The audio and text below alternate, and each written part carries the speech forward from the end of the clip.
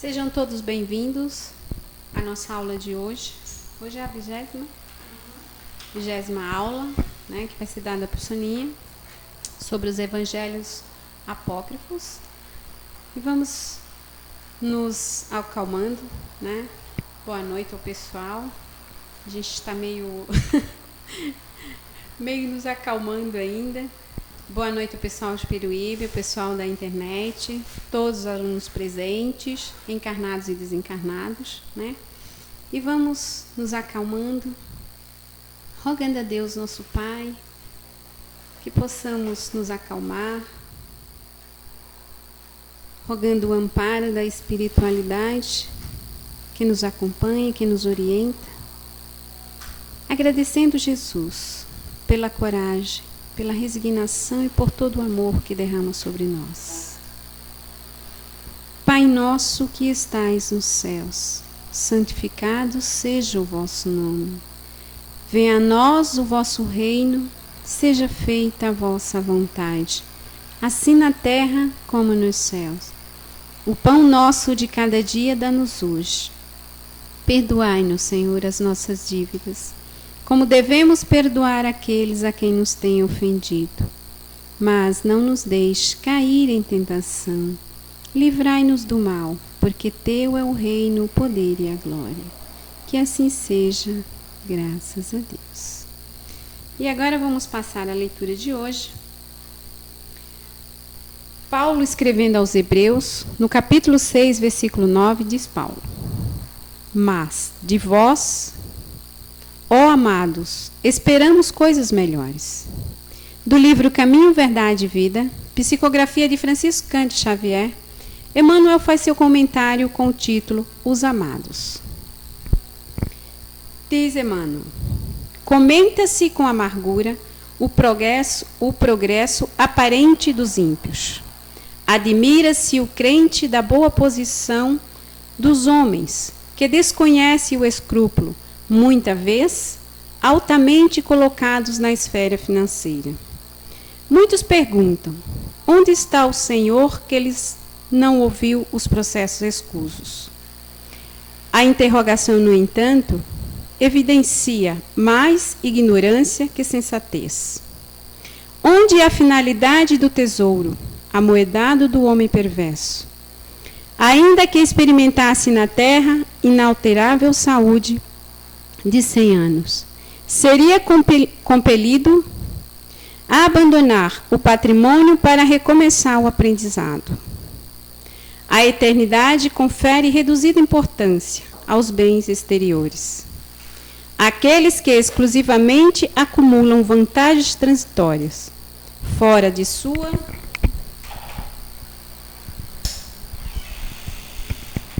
sua alma, plenamente esquecidos da esfera interior.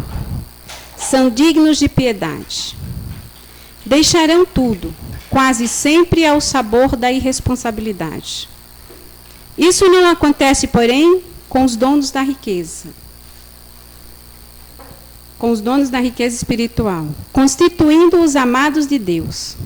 Sentem-se identificados com o Pai, em qualquer parte a que sejam conduzidos. Na dificuldade e na tormenta, guarda a alegria da herança divina, que se lhes entesoura no coração. Do ímpio é razoável esperarmos a indiferença, a ambição, a avareza, a preocupação, de amontoar e refletidamente. Do ignorante é natural recebermos perguntas loucas. Entretanto, o apóstolo da gentilidade exclama, com razão: mas de vós, ó amados, esperamos coisas melhores. E aqui o que nós podemos colher, né? Dentro da nossa caminhada, dentro da nossa jornada, como espíritos eternos e filhos de Deus. Todos nós somos amados. Cada um em sua condição evolutiva, né? Cada um em sua medida. E para cada um de nós, aqui nós passamos por cada uma dessas tarefas que não são bem-vindas a Deus, mas que nós cometemos em nossas jornadas. Cabe a cada um de nós procurarmos não julgar, né, aquele que anda em erros, porque todos nós ainda somos espíritos errantes. Mas que possamos, através dos erros alheios, consertar os nossos, né? Porque o que eu vejo no outro, em geral, é reflexo meu. Então, cabe a mim me redimir, né? Procurar Jesus, que disse: eu sou o caminho, a verdade e a vida, e me colocar junto aos amados do Senhor. Mas, para isso, é necessário que eu me prepare para vestir a túnica nupcial. Para vestir a túnica nupcial, é necessário limpar-me, é necessário esquecer as coisas do mundo exterior e cuidar do mundo interior.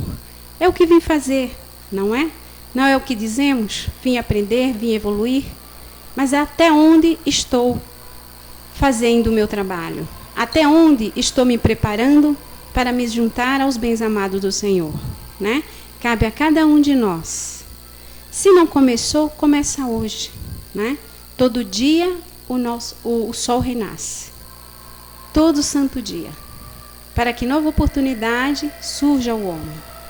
Deus está com ele por todo o tempo. Cabe ao homem agora buscar a Deus, querer estar com Deus. E para isso é necessário que façamos a nossa parte, para nos juntar aos bem-amados do Senhor. E assim, damos graças a Deus e passamos para a Sônia nos apresentar a aula de hoje. Boa noite a todos.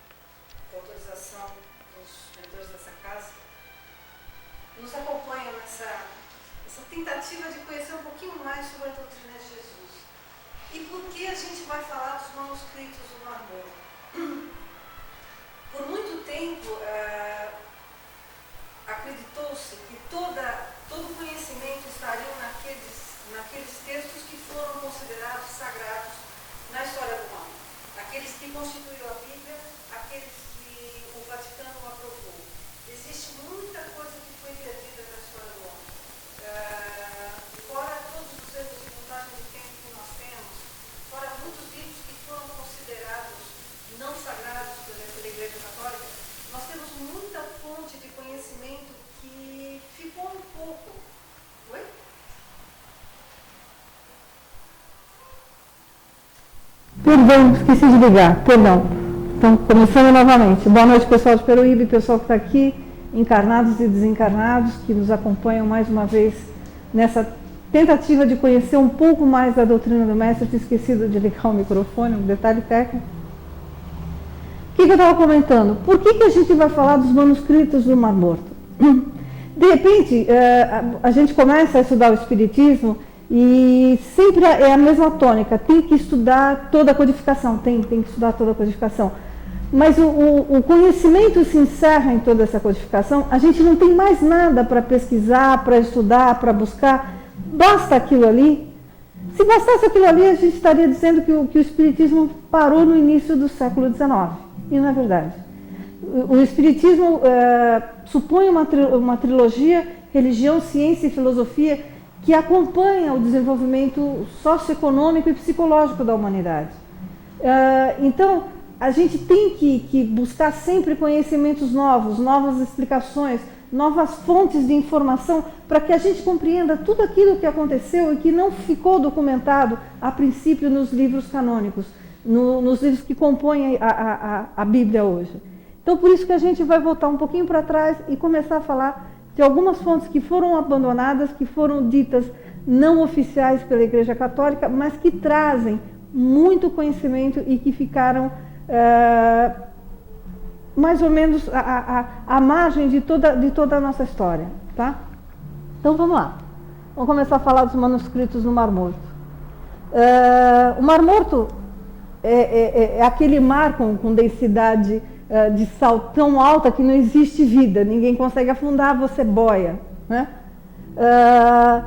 E nessa região do Mar Morto, perto de Jerusalém, existe uma região chamada Quarã. E é lá que vai começar a nossa história.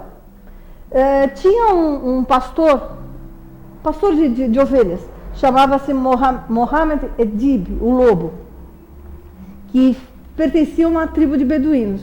E ele saiu para passear com as ovelhinhas deles, para elas comerem, fazer exercício e tal. Mas uma dessas ovelhinhas se desgarrou no meio de uma falésia. E o que aconteceu? Ele saiu, ele guardou o resto do rebanho e ele saiu para procurar a ovelhinha dele. E começou a percorrer as grutas. Aí ele chamava a ovelha não vinha, ele começou a pegar pedrinha e jogar para dentro da gruta, para a ovelha pegar a pedrinha e vir com a pedrinha, né? E nada da ovelha vir. Uma hora que ele jogou uma pedrinha, bateu em alguma coisa, ele achou estranho. Aí ele pegou e entrou na gruta para ver o que tinha acontecido, né? Se ele achou ovelha, se ele não achou ovelha, a gente não sabe. O que a gente sabe é que ele conseguiu encontrar vasos de barro muito antigos, com textos escritos em grego, em aramaico, textos escritos em couro de animal, que tinham sido guardados dentro desses vasos. E ele achou estranho, achou aquilo meio esquisito, deixou lá e voltou no dia seguinte com um amigo para começar a mexer, né? Os nativos da região sabiam dessas ruínas, sabiam que existia alguma coisa nessas falésias, né? Esse lugar chamava-se Kiber Quarã, e ficam cerca de 1 quilômetro da margem do Mar Morto, né? Isso a gente está no ano de 1947. E o animal tinha se desgarrado a cerca de 1.300 metros ao norte dessa região do Quarã. Encontrou as ovelhas, encontrou os jarros. Isso aqui é uma vista da região onde a ovelha desapareceu. Isso aqui é o Mar Morto, tá? Isso aqui é a região onde se encontram as ruínas do Mar Morto, onde se encontram as cavernas onde foram achados esses documentos, tá? Os vasos eram de argila. Voltou com um companheiro, acharam os manuscritos envoltos em panos de linho e levaram 7, que eles acharam na cabecinha deles que estavam em melhor estado, que estavam mais completos, né? O que eles fizeram? Essas grutas, até hoje foram conhecidas 11 grutas. Descobriram-se 11 grutas. Não quer dizer que não exista mais nessas regiões, que não existam mais grutas, que não existam mais textos guardados. O que foram exploradas foram 11 grutas. Nessa primeira gruta foram achados 10 jarras com manuscritos envoltos em linho, tá? O que eles fizeram? Esse pessoal era pobre, né? Não sabia nem o que estava escrito naqueles manuscritos, porque é língua morta. Então o pessoal que mexeu não sabia o que era. O que eles fizeram? Bom, deve ser alguma coisa interessante. Eles levaram para esse bispo do mosteiro sírio São Marcos de Jerusalém. E depois esses manuscritos foram parar nos Estados Unidos. Tá? E só voltam em 1954, 7 anos depois, pelo preço de $250 mil, esses manuscritos são recomprados pelo governo de Jerusalém. Vamos lá. Essa aqui é a fotografia exatamente da região, da primeira gruta em que o pastor entrou. Tá? E geograficamente, onde é que está? Israel está aqui, Quarã fica na direção de Jerusalém, para o lado leste. Tá? E aqui, uma fotografia um pouquinho mais de perto das grutas onde estavam os jarros. Bom, foram exploradas 11 cavernas, numa região de uma área de 3,2 quilômetros do Mar Morto e 305 metros abaixo do Mar Morto também foi encontrado material. Se vocês entrarem no YouTube, existem, se eu não me engano, 2 ou 3 programas da National Geographic mostrando a exploração do Mar Morto. É muito interessante, porque essa região é muito acidentada, então para descobrir se tinha coisa lá dentro, se não tinha, eles usaram alta tecnologia de raio-x, de infravermelho, para ver o que existia embaixo daquelas regiões.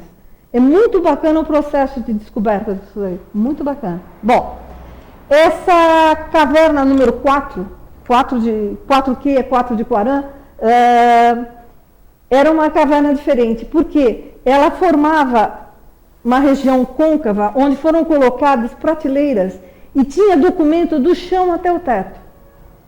Então, eram centenas de documentos num lugar só, e isso começou a chamar a atenção. Eita, esse fio não vai resistir a mim. Bom, nessa caverna tinham 375 mil documentos.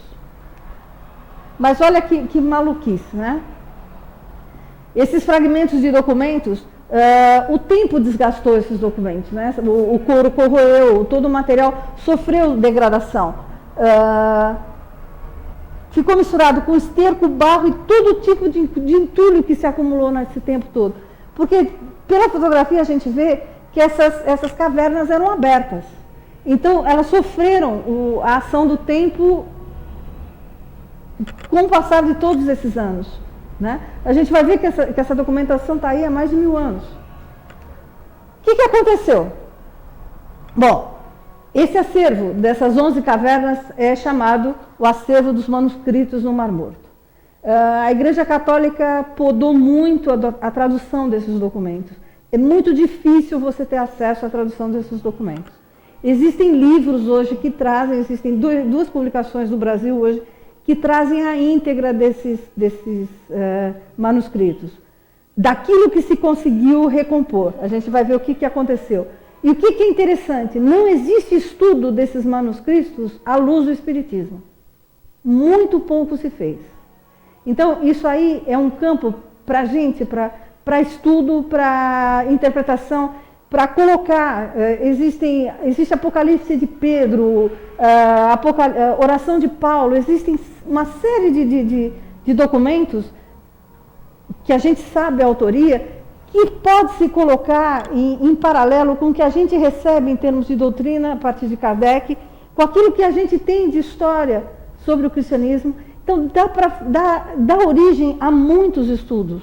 E, inclusive, melhora muito a nossa compreensão de toda a evolução do cristianismo, de como era o mundo no dia que Jesus chegou, né? Como era a sociedade, por que o cristianismo conseguiu, de repente, crescer numa velocidade fantástica, né? O que aconteceu no meio? A gente existia até um pouco tempo atrás um buraco muito grande na história do homem, na história do cristianismo. E toda essa documentação vai trazer uma luz fantástica. No meio são duas bibliotecas que se acha uma aqui nessa região do Mar Morto, depois vai se achar uma outra biblioteca na região do Egito. Nessa biblioteca da região do Egito existe a Gênese escrita por Adão. É uma coisa fantástica. Se vocês lembrarem que a gente conversou já sobre Adão e Eva, toda a fábula existente em cima dessas figuras que tem a ver com os exilados de Capela, vocês vão ver ali o relato de seres que vieram para cá exilados porque não puderam continuar no planeta de origem por não terem atingido a evolução quando o planeta de origem passou de provas e expiação para um mundo mais elevado. Né? Então, exatamente aqueles que tiveram que sair porque a conduta deles, moral, não permitia com que eles continuassem lá. A tristeza desses seres que foram exilados de Capela, foram exilados das pessoas que amavam, do grupo que conheciam, de um mundo muito melhor, e tiveram que vir para a Terra numa fase muito, muito embrionária ainda de evolução, embrionária, bastante embrionária. Eu estou falando aqui de época das cavernas, o início da encarnação do homem no planeta Terra. Né? É como se você saísse hoje de um primeiro mundo e voltasse às cavernas. Então, traz ali toda a angústia daquele ser, de ter perdido a convivência daqueles que ele amava e de ter perdido o conhecimento e a evolução que ele tinha acesso. Então, lembrando o que sempre os mentores dessa casa nos avisam, o pré-primário está acabando. O nosso planeta está passando pelo mesmo processo de evolução. Nós estamos deixando de pertencer a um planeta de provas e expiação e ele vai passar para um mundo mais elevado. Se nós não tivermos moral, ética, princípios, se não reconhecermos no Cristo o nosso governador e não seguirmos todos os conhecimentos que ele nos transmitiu através de Jesus, nós não vamos poder continuar na nossa caminhada aqui nesse planeta. Nós seremos levados a planetas menos evoluídos. Nós passaremos pelo mesmo processo que Adão e Eva passou. Aí fica na mão de cada um de nós o que a gente quer da vida. Né? Se a gente vai aceitar, pô, legal, eu ando de carro, eu pego metrô, eu ando de avião, de repente eu vou voltar para um planeta que não tem nada disso, que está na fase inicial de evolução da raça humana. Aí fica, Jesus nos convidou 2000 anos atrás, né? E nos convida todo dia. Fica na mão de cada um de nós. Então, eu acho muito bacana a gente conseguir ampliar o leque de opção que a gente tem para conhecimento e para estudo. E os manuscritos do Mar Morto e a biblioteca que depois a gente vai falar, encontrada no Egito, são duas fontes fantásticas de conhecimento, muito pouco exploradas, inclusive aqui no Brasil. Tá? A primeira edição da Biblioteca do Egito saiu aqui há 2 anos, foi na última Bienal do Livro, que eu achei por acaso, não sabia nem que já existia, porque só existiam os manuscritos em inglês. Mar Morto existe muito pouca tradução para o português.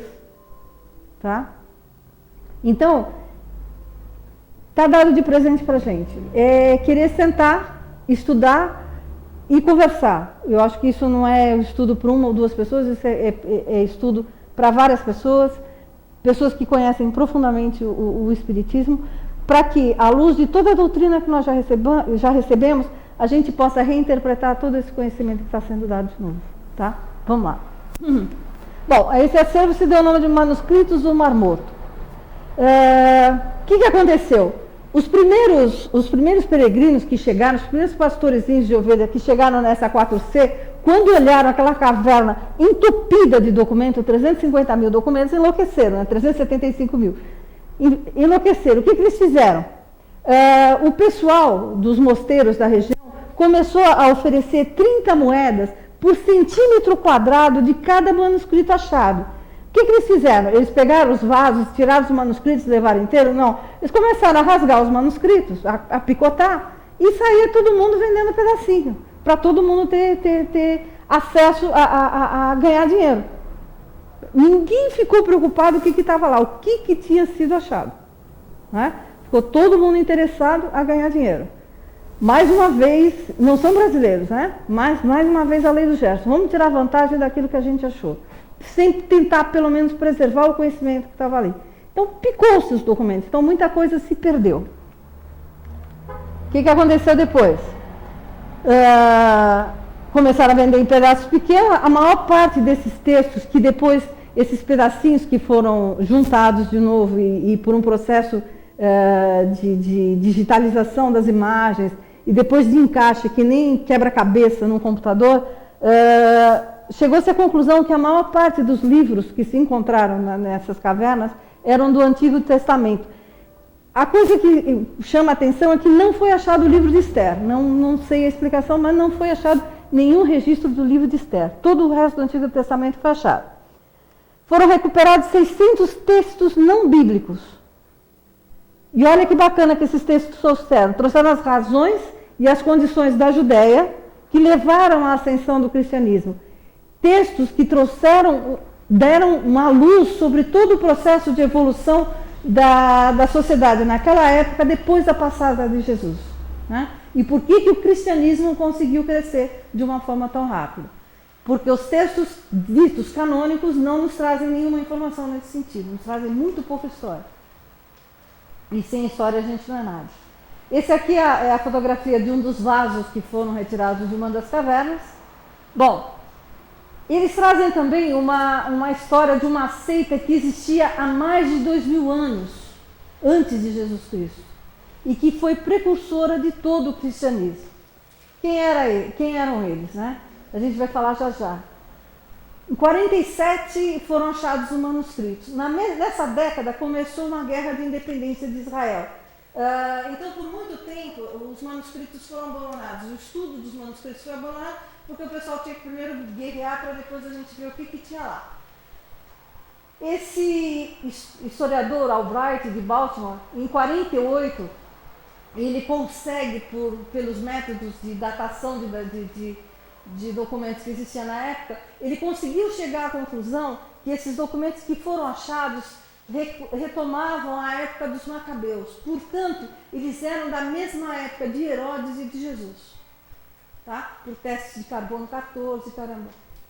Bom, em 54, um religioso sírio colocou à venda 4 manuscritos nos Estados Unidos, no jornal Wall Street Journal, e Israel, o governo de Israel comprou por $250 mil.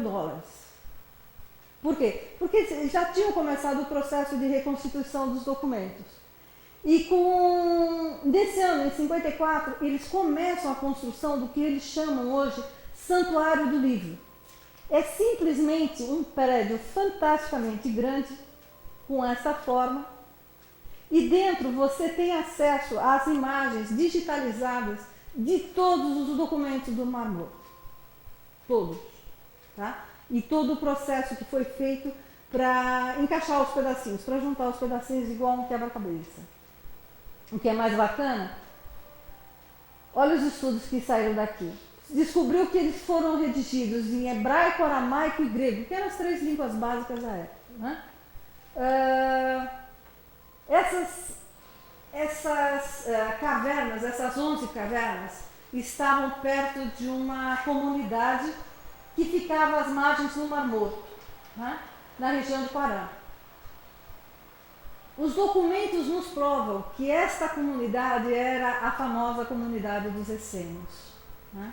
que começaram a ter existência muito antes da chegada de Jesus e foram criados objetivamente para que fosse preparada a região para a chegada do Mestre. Vamos lá. E eles formavam uma das 3 seitas principais da Palestina, que eram os saduceus, que eram aqueles que seguiam Sadoc, os fariseus, que eram os doutores da lei, e os essênios. Em 1923, olha que bacana, se encontrou um documento, esse húngaro Edmund Zekli, qualquer coisa semelhante a essa, ele achou com permissão, ele conseguiu achar um documento no Vaticano, oriundo desses manuscritos do Mar Morto e tido como secreto, que esses textos teriam influenciado Francisco de Assis. De alguma maneira, Francisco de Assis teve acesso a essa documentação e influenciou na formação de Francisco de Assis. Tudo aquilo que ele pregava, todo o conhecimento que ele tinha, toda a doutrina que ele começou a mostrar para o mundo, tinha como base todo o conhecimento dos essênios. Né? Nada acontece por acaso. Essa fotografia são o que ainda resta da comunidade dos essênios na região do Quarã. Essa é uma fotografia um pouquinho mais longe. E essa é a região onde ficava a comunidade. Os essênios, normalmente, eles ficavam em posições elevadas. Eles não ficavam em regiões baixas, eles ficavam sempre em cima de algum monte. Né? Então, o Quarã, como é uma região de falésia, o que mais tem é altos e baixos. Eles sempre ficavam nas regiões mais altas. Por quê? Porque eles conseguiam ver, a gente vai ver no segundo semestre, isso é uma teoria de conhecimento, você sempre tentar ver as coisas sempre de um patamar um pouco mais alto para que você tenha uma visão melhor de todo o teu problema. E eles faziam isso. Vamos lá. Essa aqui é uma fotografia de um dos manuscritos do Mar Morto, se eu não me engano, o Evangelho de Judas. Aqui é o processo, esses documentos eram manuseados por muito poucas pessoas, com extremo cuidado, porque as salas tinham que ser frias, desinfetadas. Por quê? Porque qualquer coisa pode fazer com que essas coisas virem farelo. Né? Então hoje você não chega perto de um manuscrito, você chega perto da fotografia da reconstituição dos manuscritos. Bom, não são apenas temas relativos à região do Quarã ou dessa comunidade que esses documentos fazem parte, que esses documentos falam. Então chegou-se à conclusão que os documentos que foram guardados lá tiveram origens em vários lugares. Também não se sabe ainda determinar todas as origens, quem foram as pessoas, quem foram as sociedades, os grupos que foram lá naquelas grutas e guardaram documentos. né? Sabe-se alguma coisa. Norman Gope, da Universidade de Chicago, também um historiador, estudou parte dos manuscritos da 4Q e chegou à conclusão que eles foram levados para essa caverna por causa de uma guerra, por um ataque que Roma fez àquela região. Então, o que aconteceu? O local que tinha sido atacado estava próximo ao leito de um rio que vai para Jerusalém, que sai de Jerusalém. Lembra do mapa que estava aqui? Jerusalém estava aqui, Quarã estava aqui. Era vir de oeste para leste. Né? E o que eles fizeram? Pegaram os documentos, guardaram nesses vasos, né? Era o que eles tinham, colocaram no rio e foi rio abaixo. Devem ter avisado o pessoal de comunidades mais lá para baixo, o pessoal catava no rio e guardava. Olha que loucura. Por quê? Porque o governo não permitia que esses textos fossem de acesso público. Ou não permitia, ou a própria igreja não permitia que esses textos fossem tidos como canônicos. Então eram textos que não eram aprovados, então joga fora. As pessoas que tinham um pouquinho de noção e sabiam o conhecimento que estava lá, pegavam esses textos, guardavam e pumba. Mesma coisa. A gente vai ver quando o Kardec escreve a codificação, que tem uma hora que na França eles mandam queimar todos os livros, na França não, na Espanha, eles mandam queimar todos os livros da codificação. Não lembro mais quem, eu tenho que pegar a história que eu não lembro quem é. Alguém pega um dos livros, pega, se eu não me engano, o Livro dos Espíritos, e vem para o Brasil com ele embaixo do braço. Foi assim que chegou o primeiro livro da codificação no Brasil. Foi um louco que foi lá, passou a mão no livro, não, isso não vai, isso vai comigo. E veio para o Brasil. Né? A mesma coisa aqui, aqueles que tinham uma noção do tamanho do conhecimento que existia ali, tentaram salvar. E o jeito foi colocar no rio. Do mesmo jeito que salvaram Moisés, tentaram salvar o conhecimento. Bom, os judeus que lá residiam, nessa região que Roma invadiu, tiraram seus livros da cidade, usaram passagens secretas. E onde está essa descrição? No livro de Flávio Josefo. Flávio Josefo é um grande historiador. Ele tem um livro que é alguma coisa mais ou menos assim descrito. Você baixa na internet.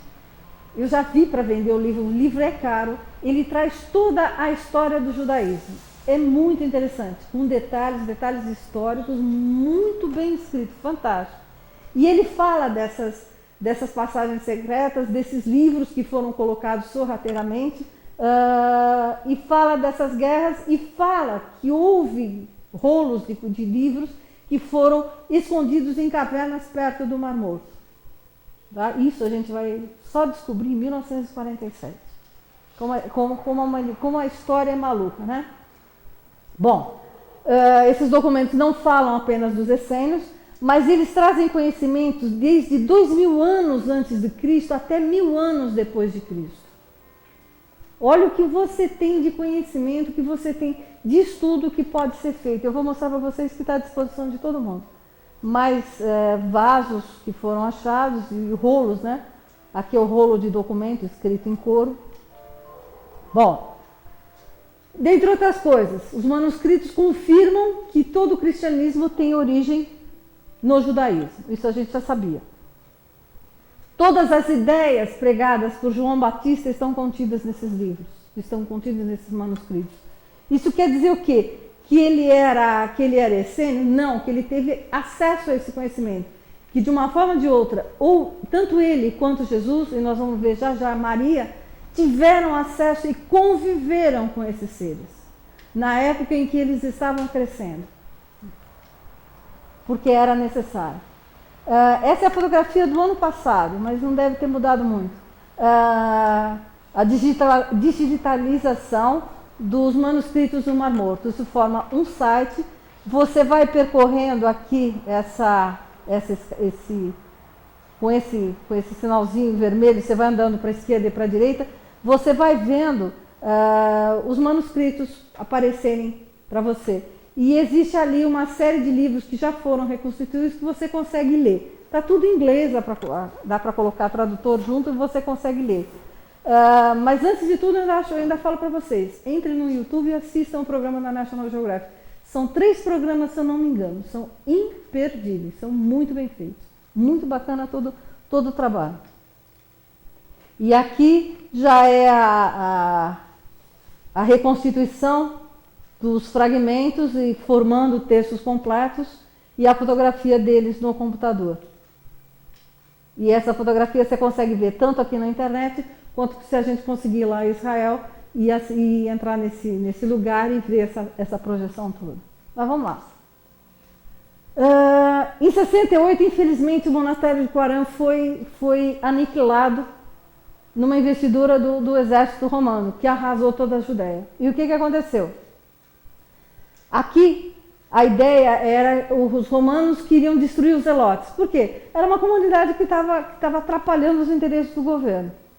Bom, Qumran não era uma fortaleza. Eles tentaram eles estavam em Qumran não era uma fortaleza. Então eles ficavam muito suscetíveis ao ataque de Roma, né? Então o que eles fizeram? Eles fugiram para Massada. Massada é uma cidade exatamente ao sul de Israel.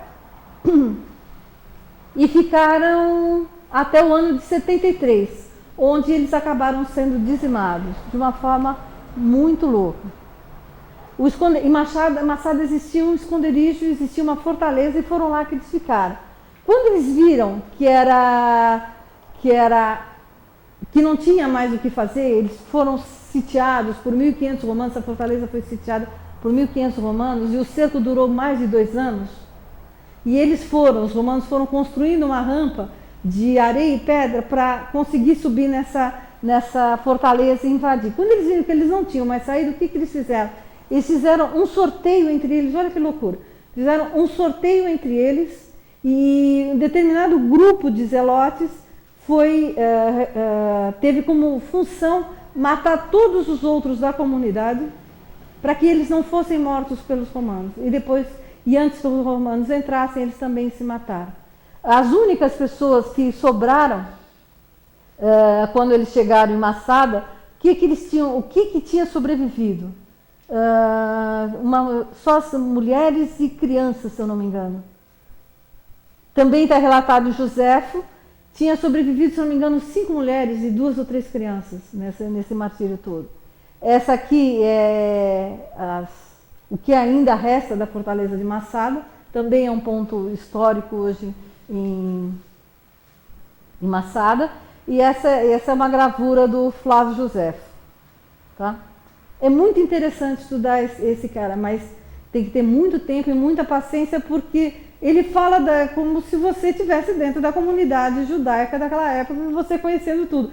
Então, a gente não tem o conhecimento necessário para acompanhar todo o raciocínio dele. Então, você tem que pegar trechos e buscar fontes externas.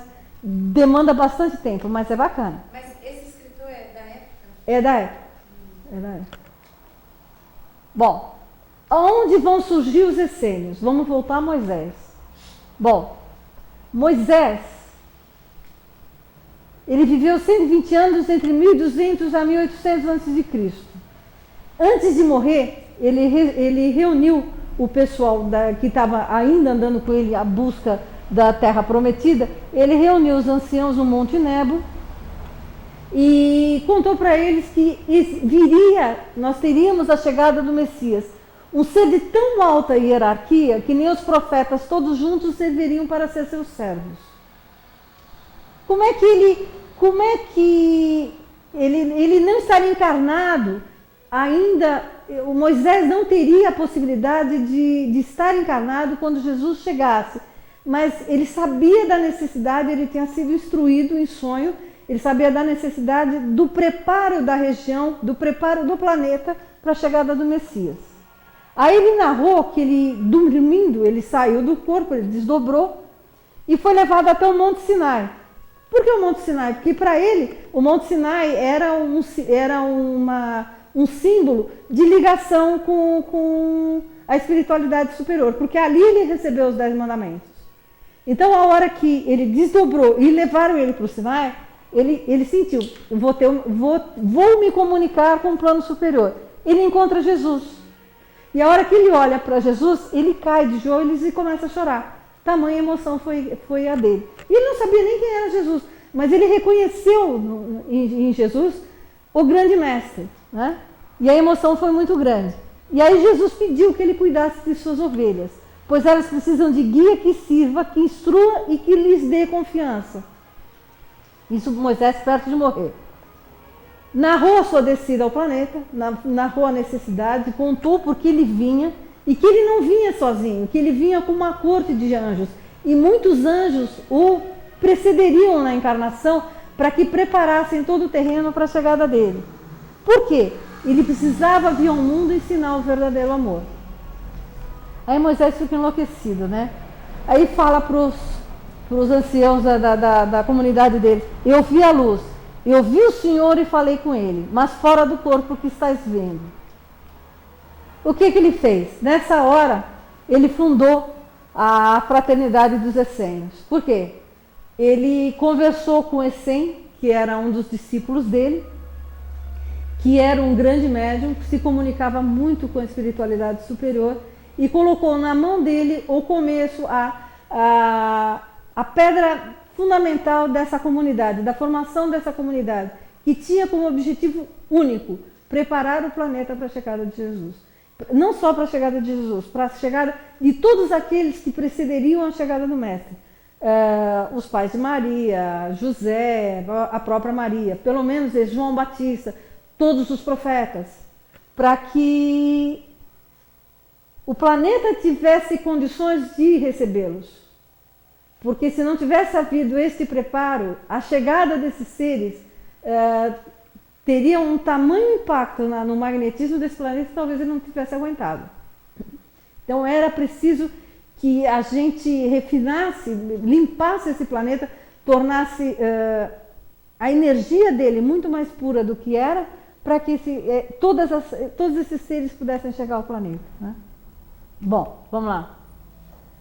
Como é que essa comunidade começou a se formar? Em reuniões secretas, né?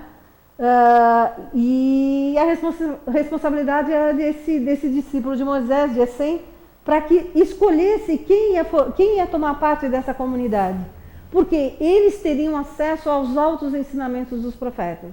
Porque não era uma época que todos os conhecimentos eram dados a todos. Há bem pouco tempo a gente ainda tinha essa mania no planeta. Naquela época, os grandes conhecimentos eram passados àqueles que tinham mais cultura, que sabiam ler, que sabiam escrever. E isso não era normal na comunidade na época, né? Então começou-se a selecionar quem iria fazer parte dessa comunidade. Seus trabalhos eram feitos em silêncio. Eles trabalhavam quietinhos. Não era esse bando de tagarela que nem a gente é hoje. E olha só, onde eles tinham comunidades, né, os chamados santuários. Monte Carmelo, Monte Tabor, onde aconteceu a transfiguração, no Monte Hermon, Moabe, Nebo, na Judéia e em vários outros pontos secretos. Só eles sabiam onde eram as comunidades. Isso não era público. Só eles sabiam. E eles circulavam entre as pessoas e ninguém percebia quem era quem. Circulavam tranquilamente, mas eram quietinhos. Seguiam os escritos de Moisés, mas tinham regras muito mais elevadas e muito mais pesadas, muito mais rígidas entre eles. E a verdade que eles traziam só ficava às claras para aqueles que faziam parte da comunidade. E a comunidade era toda hierarquizada, não era todo mundo que tinha acesso a tudo. Era piramidal, só os líderes tinham acesso a todo o conhecimento e assim iam se formando castas dentro dos essênios. Mas conviviam tranquilamente. Onde quer, isso é bacana, em todo ponto da Palestina, onde quer que se falasse a palavra Deus, simbolizando o Pai, o Deus único, sempre existia alguém da fraternidade dos essênios, ou existia uma fraternidade perto. E eles conviviam com as comunidades, desciam os morros, ajudavam todo mundo, e para quê? Para começar a melhorar o pensamento daquelas pessoas que estavam lá, das comunidades com menos conhecimento, mais pobres, com menos acesso às verdades. E o que eles trabalhavam mais? A força do pensamento. Eles já sabiam há 2000 anos antes de Jesus, que com a força do pensamento era possível começar a limpar a atmosfera, começar a melhorar toda a energia que circulava no planeta na época. E hoje, 2000 anos depois, nós ainda não fazemos isso. Mas chegaremos lá, vamos lá. Quais eram as principais práticas e doutrinas dos essênios? Observavam as leis de Deus com a máxima veneração. Eles não admitiam nenhum furo a nenhuma lei de Deus já colocada desde Moisés. Eles tinham, o que eles tinham como base? O Pentateuco, o Gênesis, Números, Levítico, todo o Pentateuco deixado por Moisés. Era essa a base deles. Puniam com a pena de morte qualquer transgressão que tivesse blasfemado contra os ensinamentos ou contra a figura de Moisés. Qualquer coisa que ferisse os conhecimentos deixados por Moisés ou a própria figura de Moisés, o cara era condenado à morte dentro da comunidade. O objetivo é que cada um se tornasse templo do Espírito Santo. Aqui a gente tem que tomar um cuidado, porque a expressão Espírito Santo vai aparecer após a tradução para o latim da Bíblia, a chamada Vulgata de São Jerônimo, porque até lá tornasse templo do Espírito. O Espírito aqui, quando eles escreviam Espírito com letra maiúscula, queria se dizer os Espíritos de luz, aqueles Espíritos que tinham autorização de Jesus para trazer conhecimento à humanidade. Aí teve uma santa criatura que transformou toda essa palavra Espírito, colocou Espírito Santo. A gente vai ver quando falar da cristalização do conhecimento cristão. Bom, então o objetivo deles é que cada um tornasse um ser capaz de ter contato com seres de luz, com espíritos de luz, que pudessem trazer conhecimento, eles pudessem profetizar, fazer curas milagrosas como Elias e serem os precursores do Messias. Olha o objetivo de vida desses seres. Eles não estavam preocupados com casa na praia, com o carrão do ano, não estavam preocupados com nada disso. Eles queriam sim se fazer instrumentos do Pai para que a chegada de Jesus fosse possível. Então, eles queriam se colocar como instrumentos da espiritualidade superior para que tudo aquilo que o Pai tinha escrito para a humanidade pudesse ser cumprido. Vamos lá. Para eles isso era o último estágio da perfeição, eles só conseguiam chegar nisso apenas seguindo estritamente todos os mandamentos, os 10 mandamentos deixados por Moisés, todas as instruções contidas no Pentateuco, e as regras contidas no Pentateuco não eram fáceis. O Levítico, Números trazem regras bastante rígidas de comportamento. Mortificavam a carne e os desejos, que eles faziam com que o corpo sofresse, porque eles achavam que nesse processo eles se purificavam. Hoje a gente já sabe, depois da passagem de Jesus, que isso não leva a nossa sociedade hoje a coisa nenhuma. Pode ter funcionado aqui, mas hoje não funciona, né? A mortificação do corpo hoje não é o caminho. Entendam a mortificação do corpo como aqueles processos de mortificação, de bater mesmo, errei, bater, se açoitar, é isso que eu estou falando. Não estou dizendo que a gente tem que se entregar a todos os desejos da carne, que isso daí está certo. Não. Como dizia Paulo, tudo posso, mas nem tudo me convém. Né? Então é livre-arbítrio de cada um o que a gente vai fazer. Mas aqui era imposição. Eram humildes e pobres pelo espírito. Eles eram pobres, eles viviam. Quem entrava na comunidade dos essênios vendia tudo o que tinha e doava esse dinheiro para a manutenção da comunidade. Ela se autossustentava. Sua conversação era sim, sim, não, não. A gente já viu isso no Sermão da Montanha. O que quer que fosse mais do que isso, aquele que dizia uma coisa e falava e fazia outra, esse não servia para ser da comunidade. Eles já sabiam que esse não tinha ligação com a espiritualidade superior, então esse não podia ficar na comunidade. O rigor crescente na imposição da observância das leis mosaicas, o que acontecia? Eles formaram um grupo com um comportamento tão rígido e tão diferenciado que eles não conseguiam permanecer no meio da comunidade. Então eles começaram a sair das comunidades e formar comunidades fora das cidadezinhas pequenas, e subiam um morro e formavam a comunidade deles. E ali eles estudavam, consertavam os seus defeitos, faziam a reforma íntima deles, oravam, recebiam as mensagens do plano espiritual e eram orientados de como preparar o planeta para a chegada de Jesus. 2000 anos antes, hein, gente? Bom, eles tinham consciência, que a gente não tem hoje, né?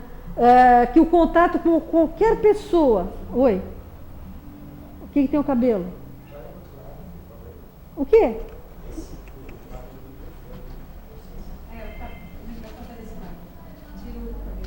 Isso, melhorou? Tá. Eu não sirvo para usar esses troços, né? Não tem problema. O contato de qualquer deles com qualquer pessoa que não praticasse essas leis, eles sabiam que isso podia contaminá-los. Então eles evitavam esse contato. Evitavam esse contato para quê? Nas horas de relaxamento. Não é que eles abandonavam tudo, não, eu sou puro, você é impuro, eu não vou chegar perto. Não é nada disso. A gente vai ver mais na frente que eles tinham uma atividade social fantástica. Eles sabiam que se eles tivessem como amigos, como confidentes, pessoas que não tivessem o mesmo preceito moral deles, que não praticasse o mesmo tipo de conhecimento, ele sabia que isso podia fazer com que o conhecimento deles ficasse impuro. Eles tinham tanto medo disso, de se tornarem impuros e não poderem evoluir, ter contato com a espiritualidade superior, que eles se tornaram, eles não se casavam, que eles achavam que isso era uma coisa que podia trazer impureza para eles. Alguns irmãos que faziam parte dessa comunidade não conseguiam ficar sem se casar. Então o que acontecia? Eles tinham permissão para se casar, mas eles também não podiam fazer parte da alta administração dos essêncios. Toma água. Garganta secou.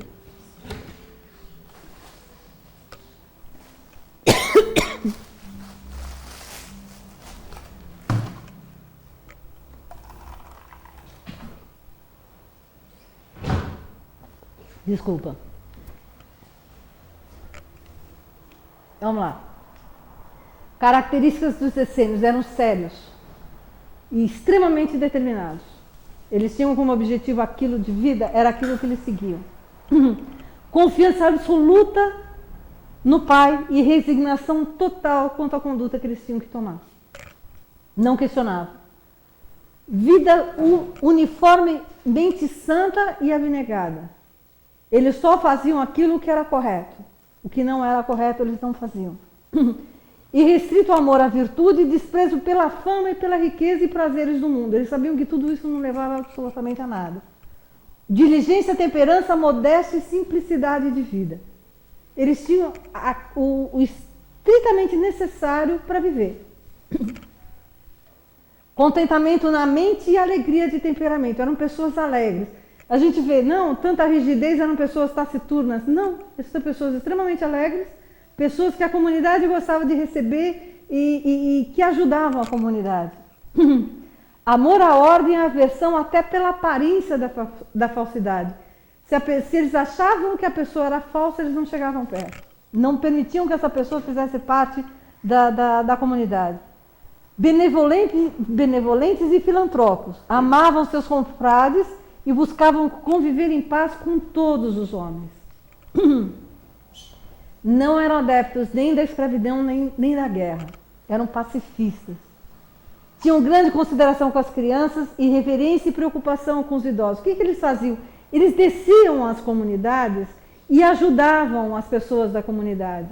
Então, faziam curas, eles sabiam o processo de cura. Eles tinham contato com espíritos de luz que os ajudavam nesse processo de cura. Eles impunham as mãos, eles davam passe de cura, eles faziam medicação, eles fluidificavam a água. Eles sabiam preparar remédios com o que eles tinham na natureza. Então eles cuidavam das crianças, que era o começo, que era a continuação da sociedade e tinham muita preocupação com os idosos. Por quê? Porque os idosos estavam encerrando a sua fase de encarnação. Eles precisavam de ajuda para sair desse processo, para sair com tranquilidade e em paz, deixar o corpo físico e voltar para o plano espiritual. Então eles entendiam os dois extremos desse processo, que para nós ainda é uma coisa meio maluca. A gente festeja quem chega, mas fica chorando que nem um desesperado quem parte. Mas quem está partindo daqui está chegando em outro lugar.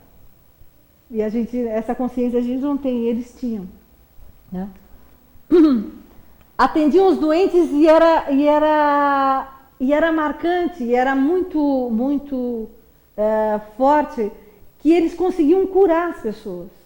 Então, a presença deles na comunidade era uma coisa muito prazerosa para as pessoas. Né? Eram humildes e magnânimos. Firmes de caráter e controlavam as paixões. Isso aí, nós estamos tentando há 2000 anos, ou mais. Tinham muita resistência aos sofrimentos. Né?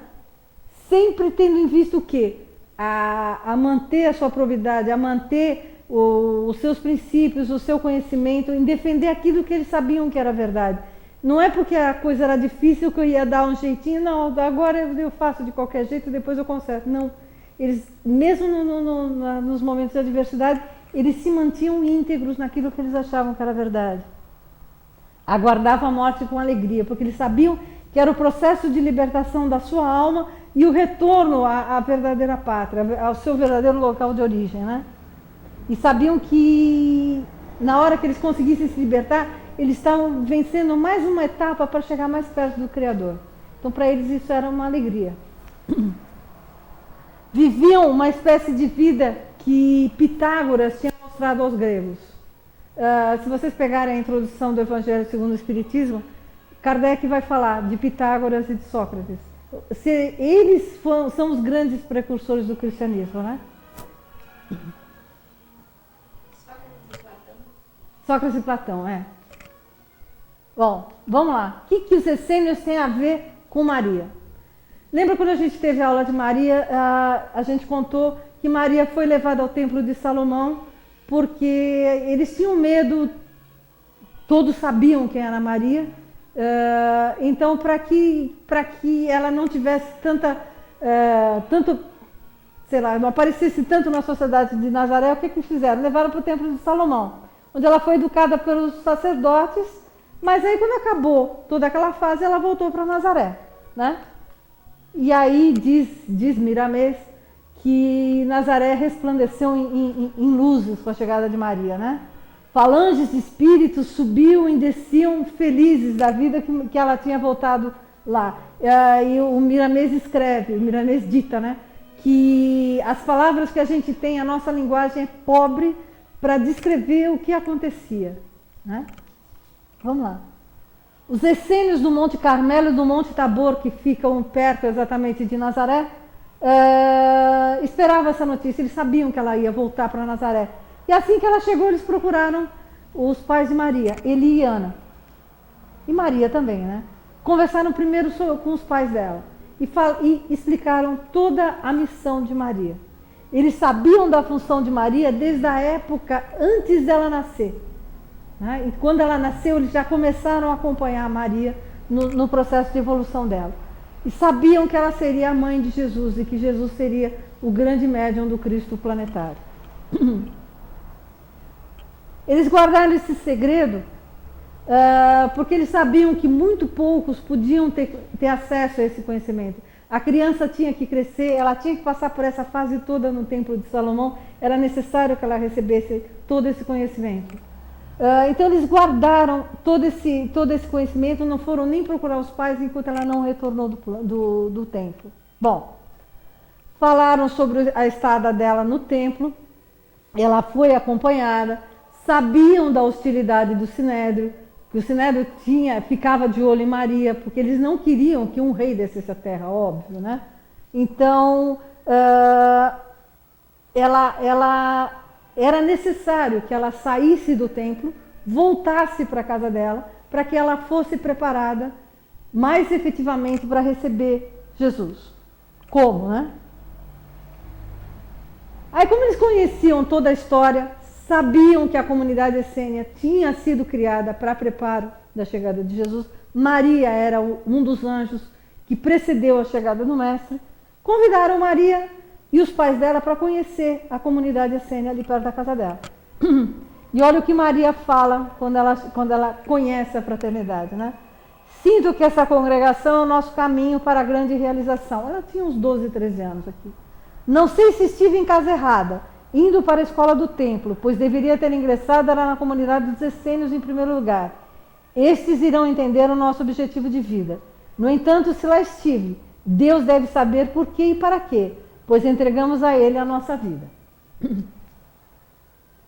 A certeza que essa menina tinha é um negócio fantástico. Vamos lá.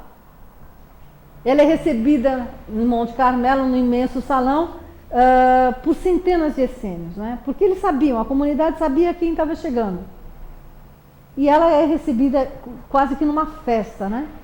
Aí ela começa a ter noções básicas de higiene. Ela aprende que ela tem que tomar banho todo dia. E não é banho em qualquer lugar. Ela tinha que tomar banho lá na comunidade. Por quê? Porque a espiritualidade tratava a água que Maria usava.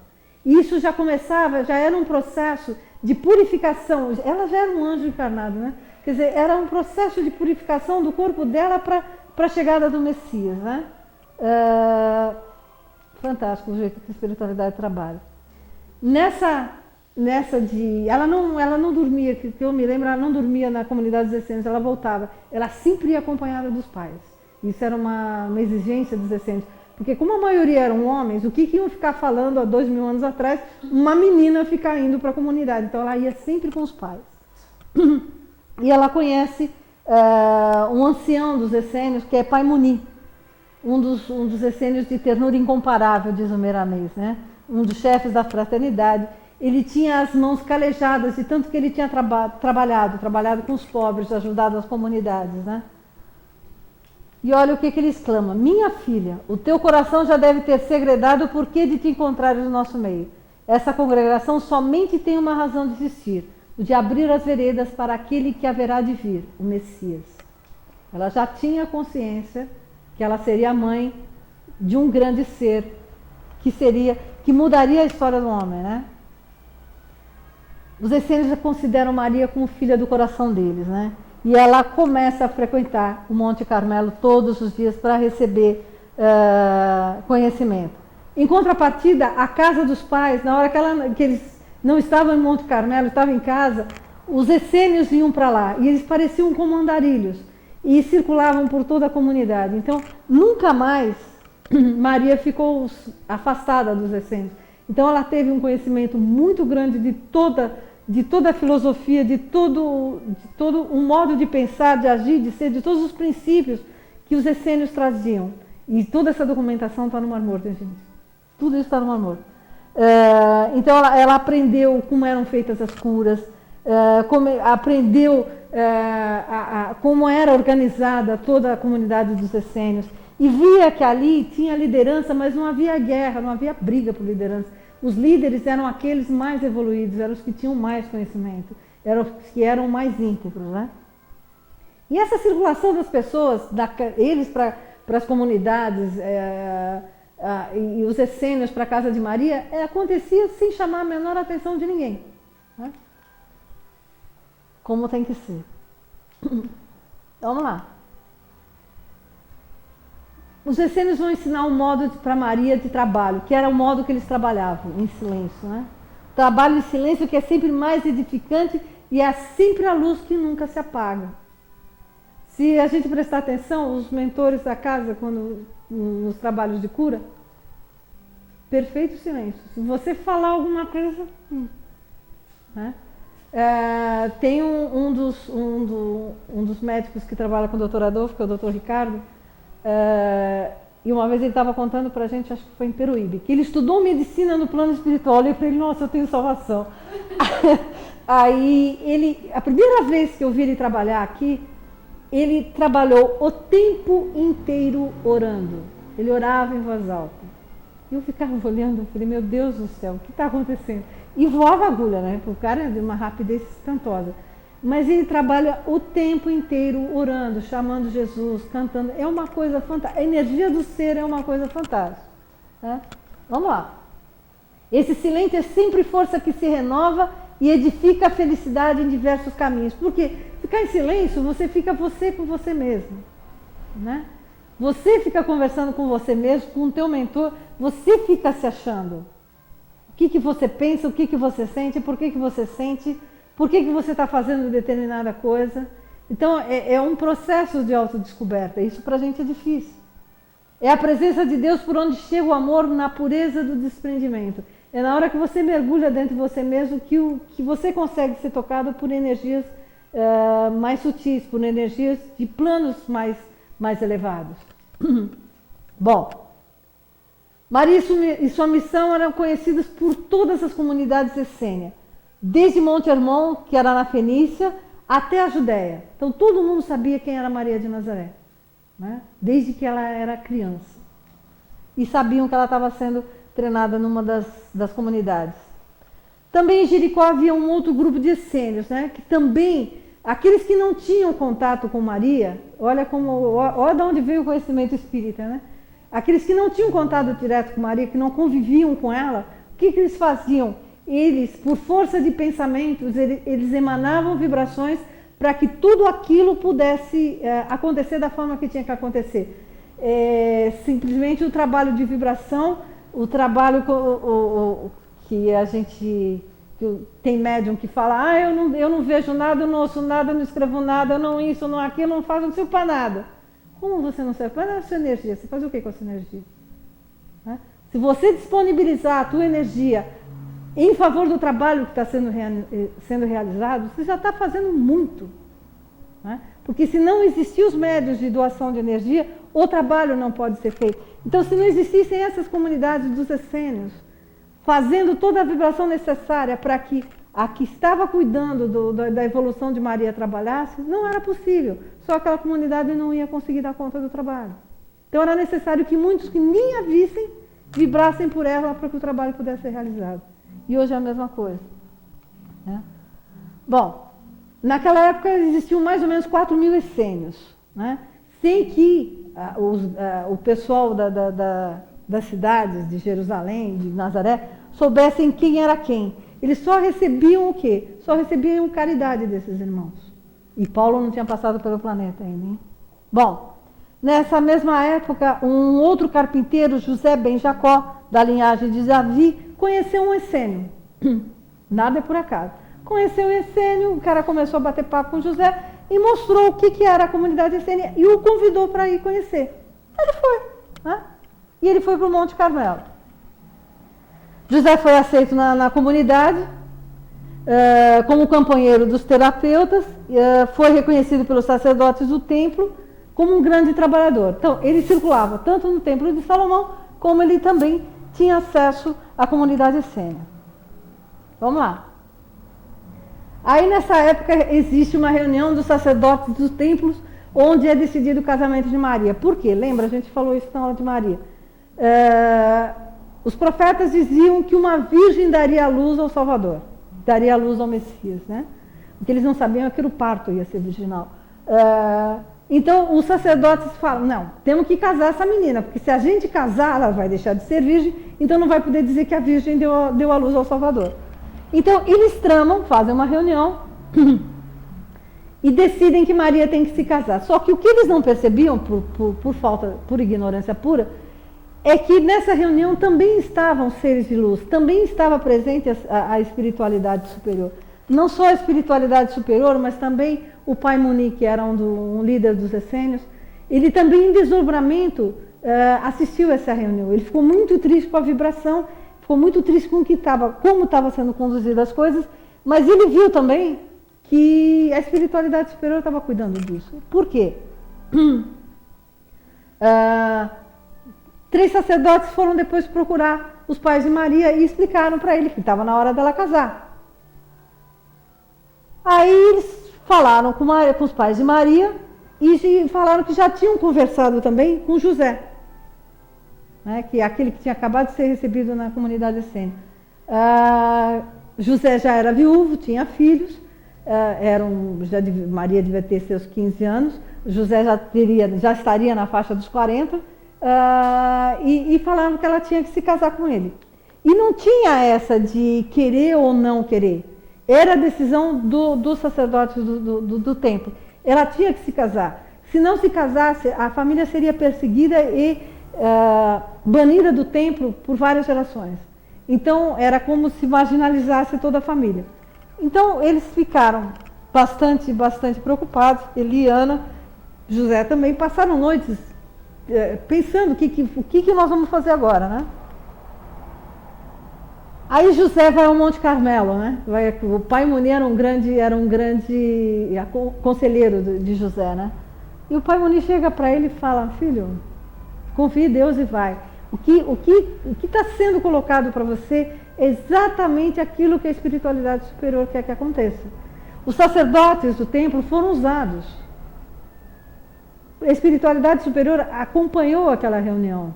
Nada do que acontece ou deixa de acontecer, nada, como Jesus dizia, né? Nenhuma folha cai de uma árvore sem que isso seja o desejo do Pai.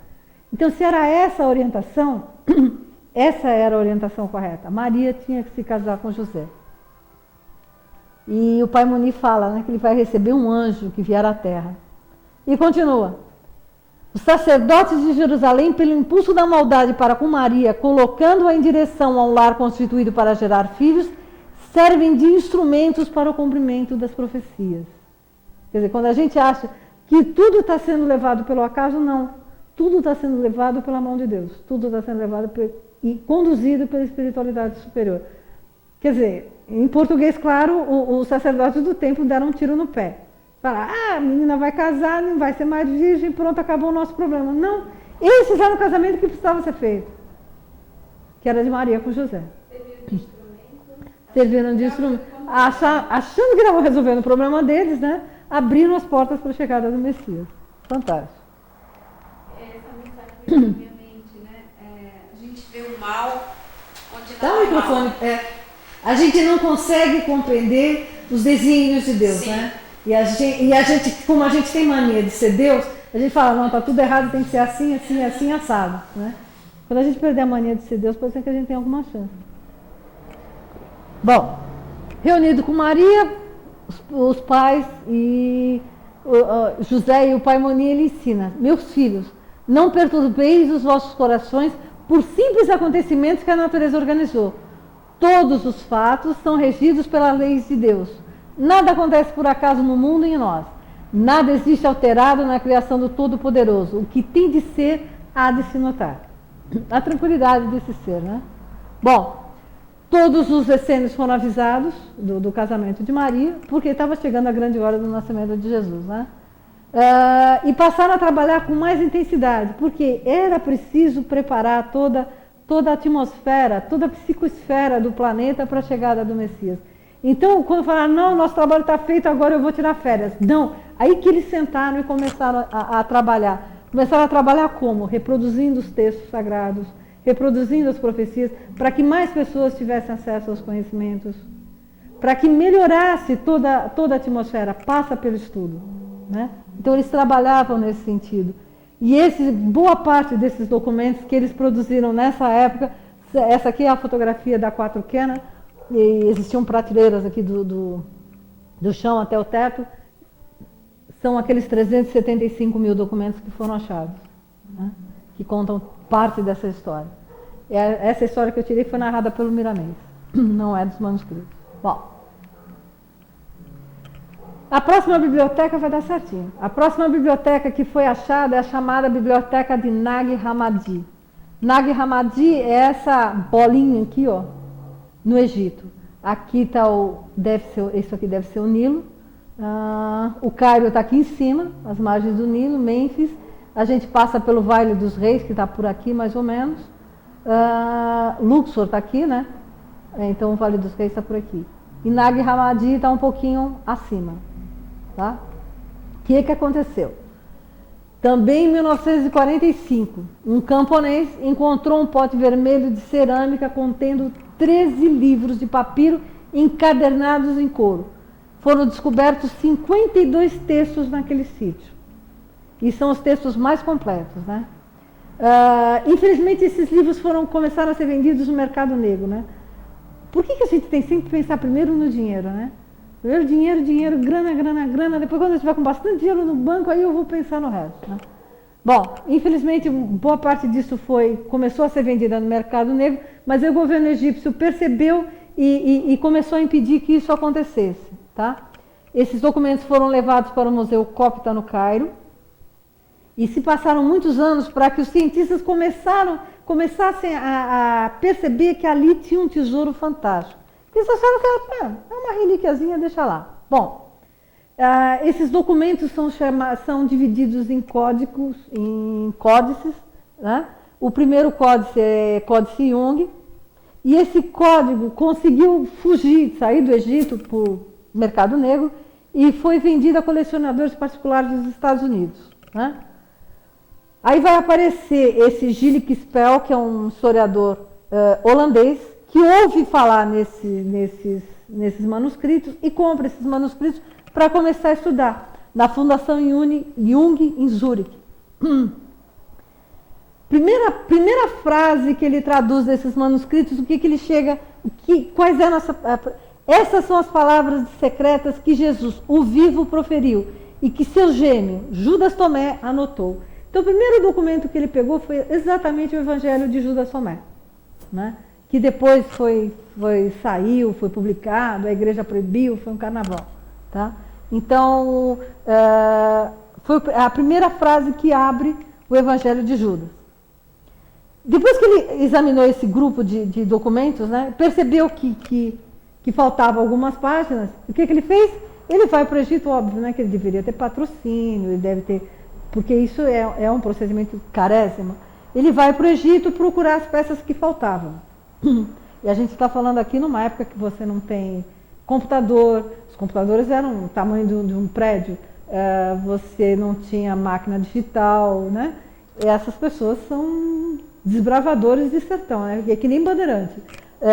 Ele saiu com o que tinha, seu caderninho de anotações e vamos embora. Filme de rolo. Eu imagino o trabalho.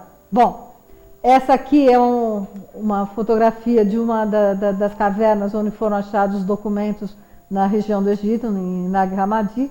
Hoje, onde eles estão guardados, o Museu Copta tem essa frente. Em 52, 12 códices e meios foram reunidos nesse Museu Copta no Cairo, e uma boa parte do 13º foi guardado num cofre em Zurique.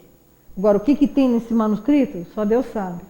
Bom, de acordo com o relato feito por Saman, algumas páginas foram queimadas ou perdidas e jogadas fora. Quer dizer, ainda tem coisa, se a gente pega os textos depois, tem textos que não tem começo e meio, tem 3 pontinhos, a frase começa no meio, mas se consegue muito conhecimento. Não se tem certeza se essa biblioteca está completa. A mesma coisa que aconteceu no Mar Morto. Não se sabe se tudo que existe está na exata região que foi explorada. Pode ser que tenha que se explorar mais coisa para se chegar a ter acesso a mais documentos. Mas aí, graças a Deus, o Egito volta a ter guerra, vive brigando e as coisas... fica politicamente e socialmente difícil dessas coisas serem exploradas, né? Infelizmente. Essa aqui é mais fotografia da região e uma das grutas também onde esses documentos foram encontrados. Vamos lá. Agora, aquele holandês, Gilles Kespel, vai para o Museu Copta em 55 e vai pedir fotos tiradas do texto. Aí que ele consegue ver o valor real das páginas que estavam lá. E apenas um dos 52 manuscritos descobertos em 10 anos. Foi ele que começou a tradução do Evangelho de Judas. Foi aí que caiu a ficha dele. Foi ele que começou a chamar a atenção da humanidade para a riqueza de documentação que tinha sido achada. E que estava lá largada desde 45. Ninguém fazia nada. Estava guardada, deixa lá. Mas ninguém tinha parado para escrever. Bom, hoje esses documentos de Nag Hammadi são conhecidos como os evangelhos gnósticos ou apócrifos. São todos aqueles documentos que a Igreja Católica não aceitou que fizesse parte dos textos sagrados, trazem ensinamentos apresentados segundo perspectivas bastante divergentes daquelas que a Igreja Católica traz. Você vai encontrar lá o Evangelho de Maria, o Apocalipse de Pedro, Apocalipse de Tomé, textos de Paulo que nunca chegaram a domínio público, né? Que trazem conhecimentos que não eram interessantes para a época serem trazidos para a humanidade. Então estão todos guardados aí. Bom, um desses conhecimentos que está no Evangelho de Tomé, diz Jesus, né, o vivo, se manifestarem aquilo que tem em si, isso que manifestarem o salvará. Se não manifestarem o que tem em si, isso que não manifestarem os destruirá. Ou seja, daquele conhecimento que você recebeu, se é livre-arbítrio teu. Se você quiser manifestar esse conhecimento, e esse processo vai te salvar. Esse processo vai te tornar um homem melhor. Vai fazer você descobrir você mesmo e descobrir que na interação com o outro é que você vai crescer. Mas se você recebe esse conhecimento e não faz nada, guarda na gaveta, isso vai te destruir. Porque você a sua responsabilidade vai ser chamada quando você desencarnar e voltar ao plano espiritual. Escuta, você aprendeu que isso era o correto, por que você não fez? Né? Então, livre-arbítrio nosso. Está escrito há 2000 anos atrás. Mas o historiador Mohamed Ali Saman admitiu que algumas páginas foram perdidas, queimadas ou jogadas fora, em todo esse processo de descoberta, né? Mesmo assim, colocando nas mãos um tesouro fabuloso, e as traduções a partir do cópita começaram a ser feitas. E essas traduções são textos que remontam também a 2000 anos antes de Cristo. São textos religiosos, filosóficos, também escritos em grego, e que ficaram mais de 50 anos abandonados, sem que ninguém percebesse o que ali realmente existia. Né? E nós continuamos aqui também sem ter grande acesso a isso. Né? Aqui, esse rapaz que está aqui no meio foi o primeiro, o que colocou a mão no primeiro texto nessa biblioteca. É a mulher dele e o pessoal do governo do Egito na época, que começou a comprar esses textos. Essa aqui é uma fotografia de uma das páginas do Evangelho de Tomé. Não sei se é a primeira página que ele traduziu aquelas palavras de Jesus, mas é uma fotografia de lá.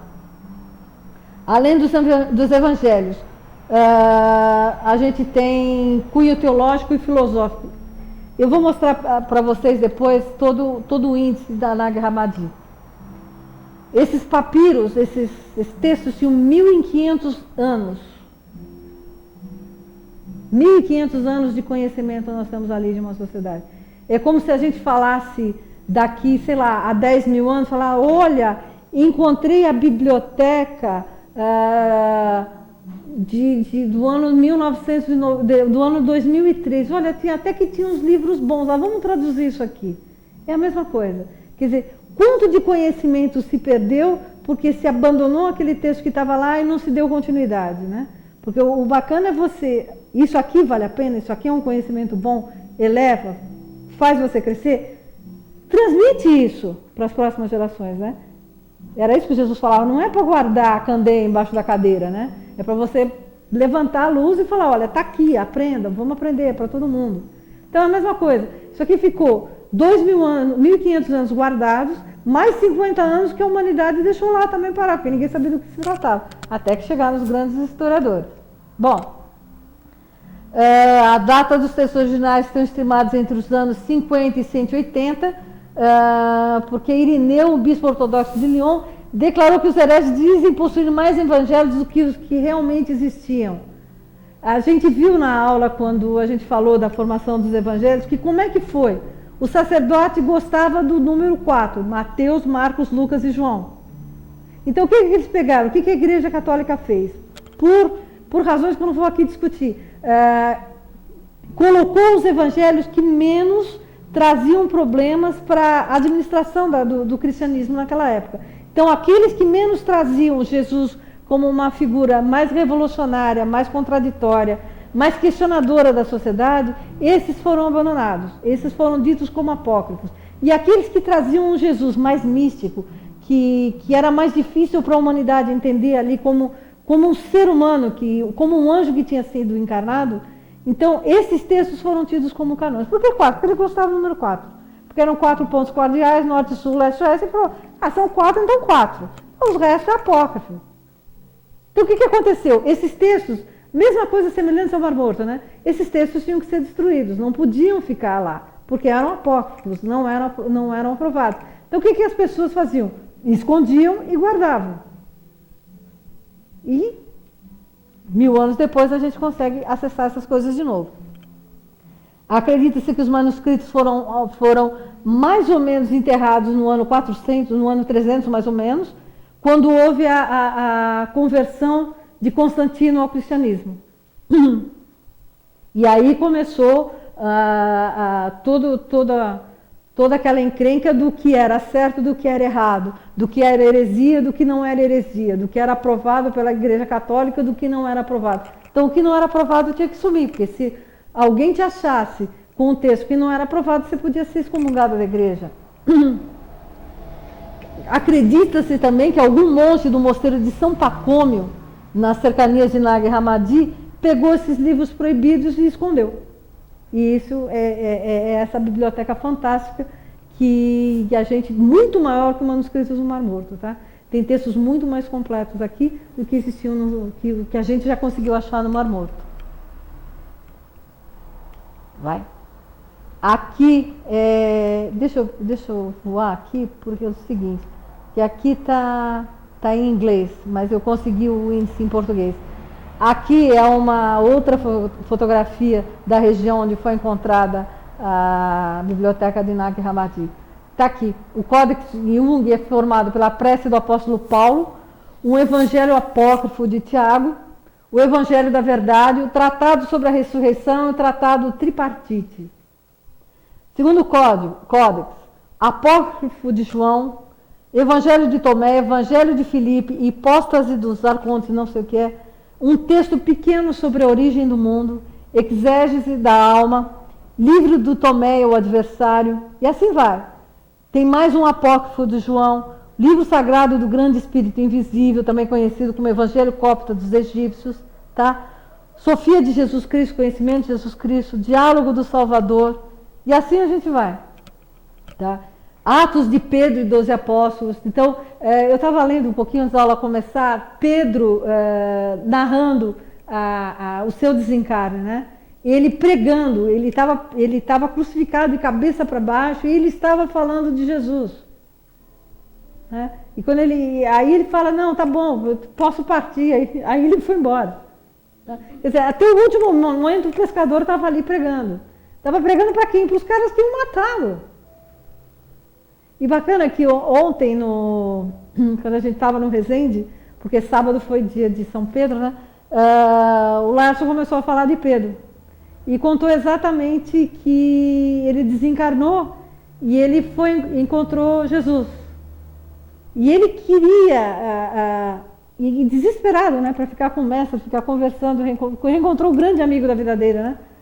Aí que vinha, eu não sei se vou lembrar as palavras, mas que Jesus chama a atenção dele e fala, olha, vem vindo um fio de pensamento, estão chamando você no planeta, estão chamando você na Terra.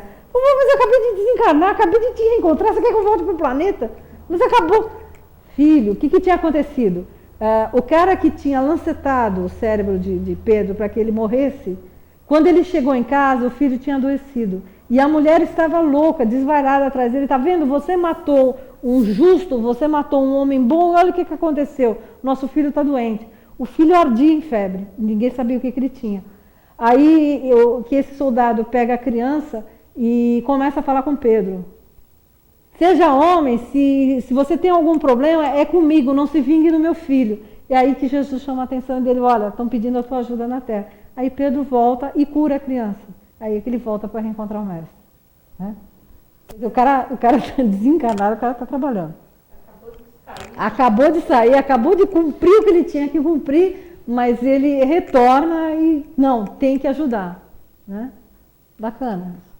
Então aí vai, são 13 códex, trazendo, não sei por que essa divisão em 13, não sei se tem a ver com a região, não sei qual é o princípio que faz essa classificação.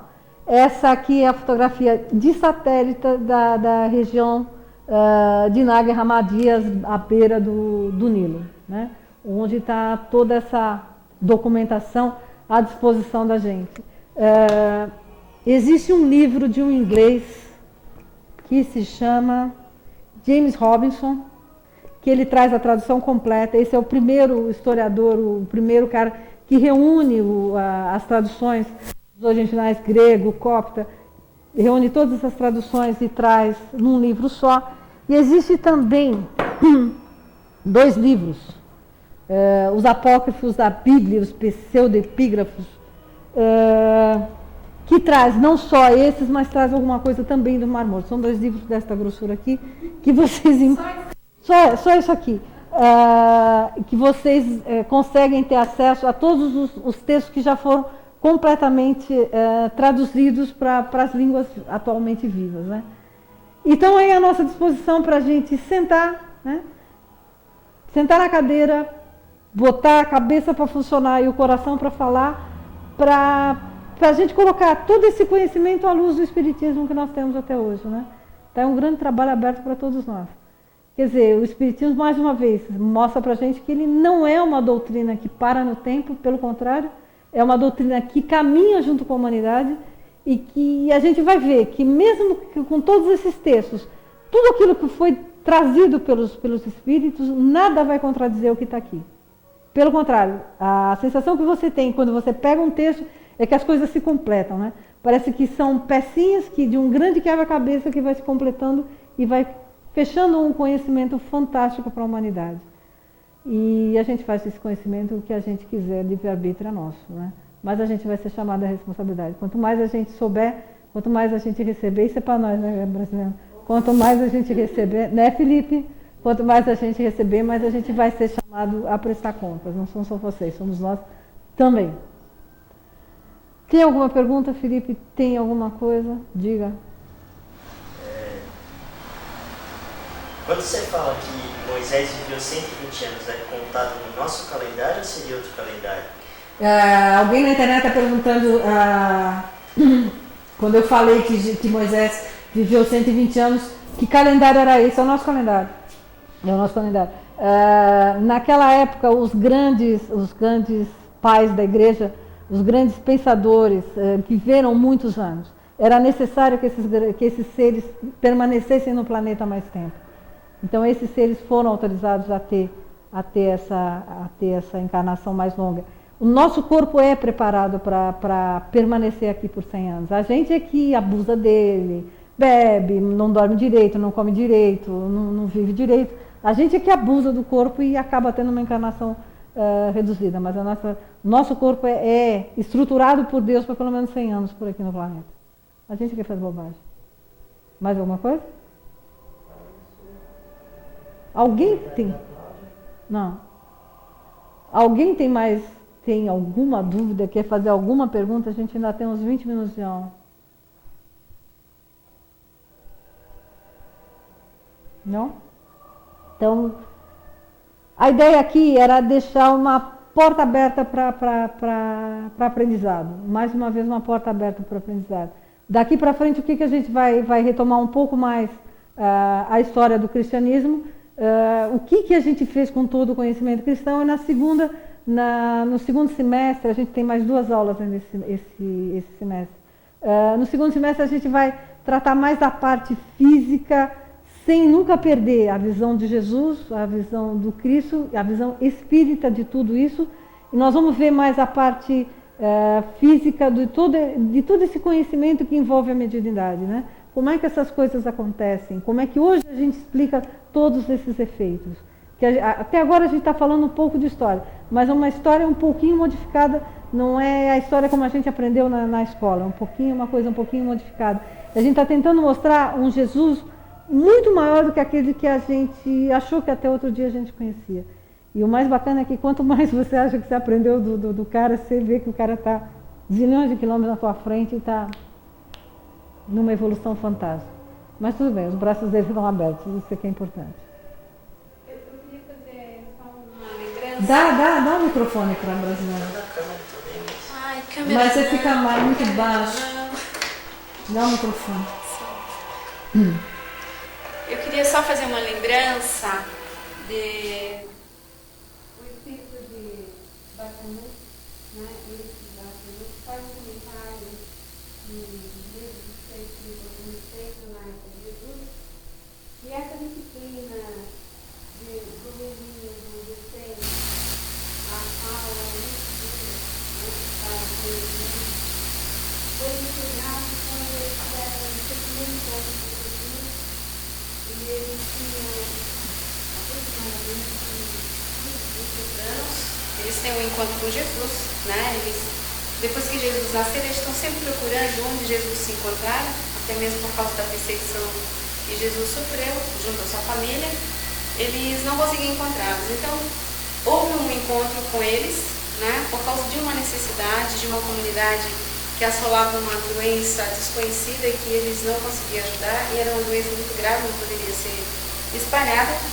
E nesse encontro, né, o espírito de Barçanupus chamava-se Marcos, e ele fazia parte dos essênios. E Jesus, ele ficava preocupado, né, porque ele era iniciante e tinha os superiores, e ele ficava sufocado porque não conseguiria falar estas coisas para os superiores dele. Não se achava no direito, mas se sentia incomodado. E quando eles encontram Jesus, e Marcos também, e Marcos está incomodado e Jesus pergunta para ele: filho, você quer falar alguma coisa? E ele fica mais incomodado ainda porque sabe ele que Jesus é um ser superior e ele se sente pequeno e que talvez estivesse errado. Ele disse: se você quiser falar alguma coisa, fale agora. E Marcos fala: eu estou preocupado, né? Eu compreendo todo um trabalho, todo o esforço dos essênios, mas eu não concordo com essa disciplina de correção, né? Com aqueles que não se mantêm em ordem, que deveria ser adotado outro tipo. E aí Jesus não diz nada para Marcos. Se encontra com um dos comandantes, né? Dos essênios, e fala com ele que se eles não mudassem, né, essas atitudes de punição, os essênios iriam cair, porque não é esse o caminho. E é exatamente o que Jesus veio nos trazer, né, veio nos ensinar, e era o que lhe faltava. Apesar de todo o conhecimento, né, de todo o cumprimento da lei, que eles seguiam Moisés, mas ainda Moisés não tinha nos ensinado o amor, porque não era hora, não era tempo, nós não tínhamos condições. Então, com a chegada de Jesus, é modificado. E a comunidade continua, né, mesmo na espiritualidade, nos auxiliando a todos. Eu queria lembrar porque ficou na minha mente, deixa eu falar, né? Okay. E até para a gente lembrar que é com a chegada de Jesus que tudo começa realmente a mudar, né? É isso aí, pessoal. Obrigada. Boa noite. Bom, como está sobrando um tempo, e que os espíritos pedem que a gente divulgue essa mensagem, a brasileira acaba de falar em Eurípides Barçanupos, um grande médium brasileiro que viveu na cidade de Sacramento, em Minas Gerais, fez um trabalho de educação pela sociedade brasileira fantástico. Eu vou aproveitar o tempo para ler uma mensagem que esse espírito passou, Eurípides Barçanupos passou, no Centro Espírita Jesus Nosso Lar, no dia 10 de maio de 2013, e a médium foi Sueli Caldas Schubert, que é uma grande estudiosa do Espiritismo, que tem livros fantásticos, tem muito a nos ensinar. Diz Eurípides: diante dessa crise que se abate sobre o nosso povo, face a essa onda de pessimismo que toma conta dos brasileiros, frente aos embates que o país atravessa, nós, os seus companheiros, trazemos na noite de hoje a nossa mensagem de fé, de coragem e de estímulo. Estamos irradiando-a para todas as reuniões mediúnicas que estão sendo realizadas nesse instante, de norte a sul do Brasil. Durante vários dias estaremos repetindo a nossa palavra, a fim de que maior número de médiuns possa captá-la. Cada um destes que sintonizar nesta faixa vibratória dará a sua interpretação, de acordo com o entendimento e a gradação que lhe forem peculiares. Estamos convidando todos os espíritas para se engajarem nesta campanha. Há urgente necessidade de que a fé, a esperança e o otimismo renasçam nos corações. A onda de pessimismo, de descrédito e de desalento é tão grande que mesmo aqueles que estão bem intencionados e aspirando a realizar algo de construtivo e útil para o país, em qualquer nível, vêm-se tolhidos em seus propósitos, sufocados nos seus anseios, esbarrando em barreiras quase intransponíveis. É preciso modificar esse clima espiritual. É imperioso que o sopro renovador de confiança, de fé nos altos destinos de nossa nação, varra para longe os miasmas do desalento e do desânimo. É necessário abrir clareiras e espaços para que brilhe a luz da esperança. Somente através de esperança conseguiremos de novo arregimentar as forças de nosso povo sofrido e cansado. Os espíritas não devem engrossar as fileiras do desalento. Temos o dever inadiável de transmitir coragem, infundir ânimo, reaquecer esperanças e despertar a fé. A fé no nosso futuro, a certeza de que estamos destinados a uma nobre missão no concerto dos povos, mas que a nossa vacilação, a nossa incúria, podem retardar. Responsabilidade nossa, tarefa nossa. Estamos cientes de tudo isso e nos deixamos levar pelo desânimo, este vírus de perigo inimaginável. O desânimo e seus companheiros, o desalento, a descrença, a incerteza, o pessimismo, andam juntos e contagiam muito sutilmente, enfraquecendo o indivíduo, os grupos, a própria comunidade. São como um cupim a corroer no silêncio as estruturas. Não raras vezes, insuflado por mentes em desalinho, por inimigos do progresso, por agentes do caos, esse vírus se expande e se alastra por contágio, derrotando o ser humano antes da luta. Diante desse quadro de forças negativas, tornam-se muito difíceis quaisquer reações. Portanto, cabe aos espíritas o dever de lutar pela transformação desse estado geral. Que cada centro, cada grupo, cada reunião promova a nossa campanha. Que haja uma renovação nessa psicosfera sombria e que as pessoas realmente sofredoras e abatidas pelas provações encontrem em nossas casas um clima de paz, de otimismo e de esperança. Que vocês levem a nossa palavra a toda parte. Aqueles que possam fazê-lo, transmitam-na através dos meios de comunicação. Precisamos contagiar o nosso movimento com estas forças positivas, a fim de ajudarmos efetivamente o nosso país a crescer e a caminhar no rumo do progresso. São essas forças que impelem o indivíduo ao trabalho, a acreditar em si mesmo, no seu próprio valor e capacidade. São essas forças que o levam a crer e lutar por um futuro melhor. Meus irmãos, o mundo não é uma nau à matroca. Nós sabemos que Jesus está no leme e que não iremos sossobrar. Basta de dúvidas e incertezas que somente retardam o avanço e prejudicam o trabalho. Sejamos solidários, sim, com a dor de nosso próximo. Façamos por ele o que estiver ao nosso alcance. Temos o dever indeclinável de fazê-lo, sobretudo transmitindo o esclarecimento que a doutrina espírita proporciona. Mas também que a solidariedade exista em nossas fileiras, para que prossigamos no trabalho abençoado, unidos e confiantes na preparação do futuro de paz por todos almejado. E não esqueçamos de que se o Brasil é o coração do mundo, somente será a pátria do Evangelho, se este Evangelho estiver sendo sentido e vivido por cada um de nós. Fantástico, né? Então vamos lá. Não tendo mais nenhum questionamento, vamos agradecer aos mentores dessa casa, aos mentores desse curso, por essa oportunidade divina de trabalho.